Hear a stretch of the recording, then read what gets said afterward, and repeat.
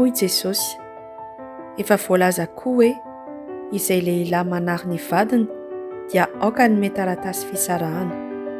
Izao kosa milaza aminareo hoe izay lehilahy manary ny vadiny afa-tsy noho ny fifandraisana mamofady dia mandrisika azy hanitsakitsabady, ary izay lehilahy ampakatra vehivavy nariana dia maka vadin'olona.